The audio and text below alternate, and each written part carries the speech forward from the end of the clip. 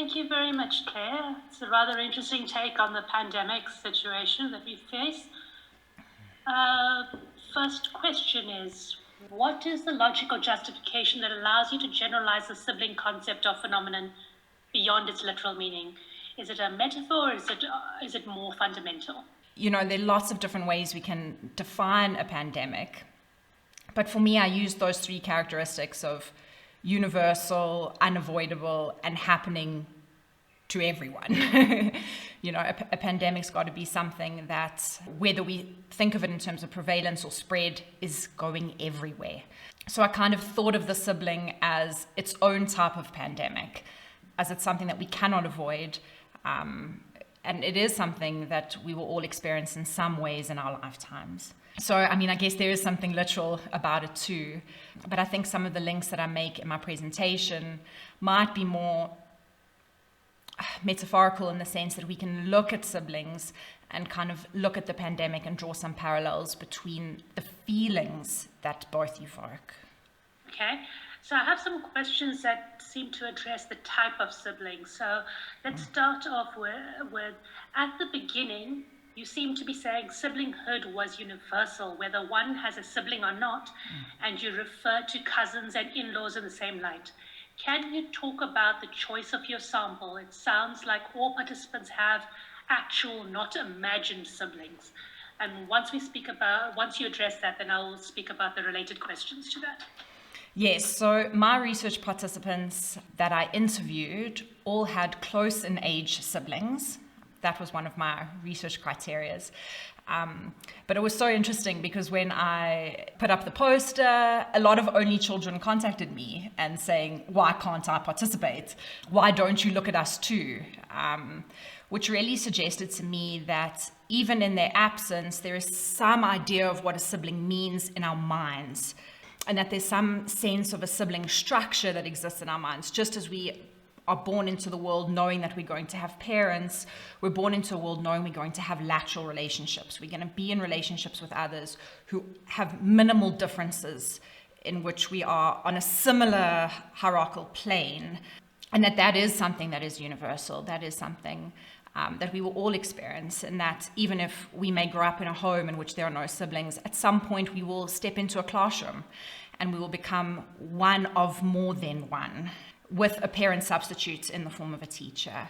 So while my participants specifically looked at the real siblings, in other ways, I guess, in my clinical work, and just in terms of those responses that some people gave in terms of even wanting to participate in a sibling study, I've been able to look at this idea of an imagined sibling or a substitute sibling. Yeah, so because one of the questions was I'd seen was how does the psychoanalytical frame then fit, for example, an only child? Does this kind of thing support only children an only child that then grows up with adults? What about the context of, say, twins and so on? Yeah, so only children, I think, is quite interesting. I shared that idea of the fantasy that I have, that my parents loved me so much that they created another me.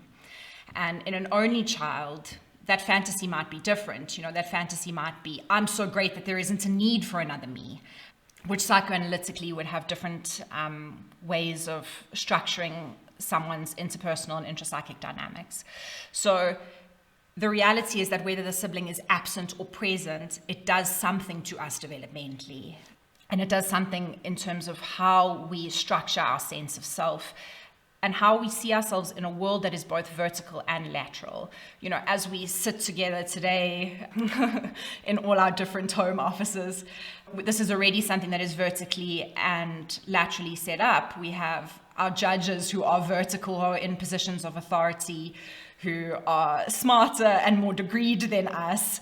And then we have the presenters, and we're all at maybe different stages in our PhD journeys, but there's something lateral about our experiences, about how we feel in this moment. Whether we're only children or whether we grew up in a big family, we are having to live right now in a vertical and lateral world. And that influences how we think and how we act. Okay, so What about the position of twins who do not experience a change of the family structure? So I think this is also a very important question, and it is something that there are specific sibling twin studies because it's very different. And I guess it's the same as thinking about a third-born child in a family of three. You know, what happens when there isn't an arrival of a sibling? One of my research participants was a twin, so it was quite interesting for me to kind of explore how his experiences were different. And I think one of the fundamental differences was, while others had the sense of, you know, the arrival of another one coming, for the twin dyad that I looked at, there was such a merger between the two of them. There wasn't a sense of who is who. It was kind of this idea of I am you and you are me. And only when they began to differentiate in their adolescence did they then start feeling the trauma of that. Oh, you are a different person to me, and you have different friends, and you want different things, and you're interested in different things. And for that specific dyad of twin that I had looked at, that's when the trauma came. It was much later, but the trauma still came. And in relation to that is, what about the number of siblings? Does a number of siblings have a significant impact on this? Your findings here? So my sample was small. So I think I can only speak to the specific experience of my participants. And I was particularly interested in the close in age siblings, so those siblings that grew up with less than 3 years between them. And most of them were either one of two or one of three that I had studied. But if we think about the arrival of a sibling being a trauma, so for a firstborn, one child arrives, there are specific feelings that are evoked that parents can help or not help process.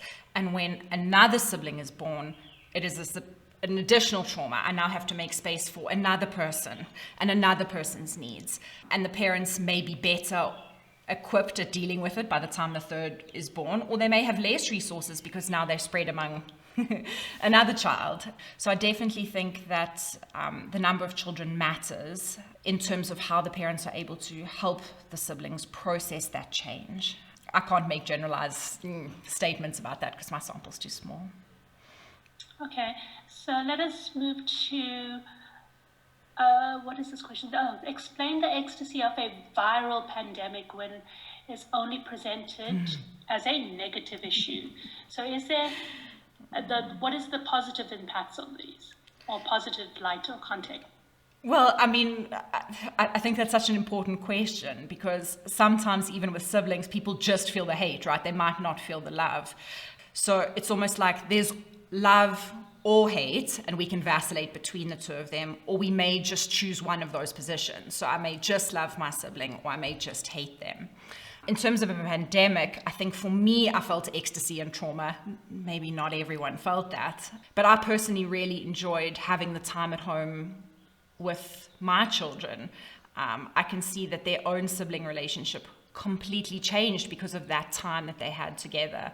I think I would be much more nervous doing this presentation in front of all of you at WITS, being able to make some transitions to working from home. And these are things that have really been like ecstasy for me. Not having to drop my kids off at school and do a school run.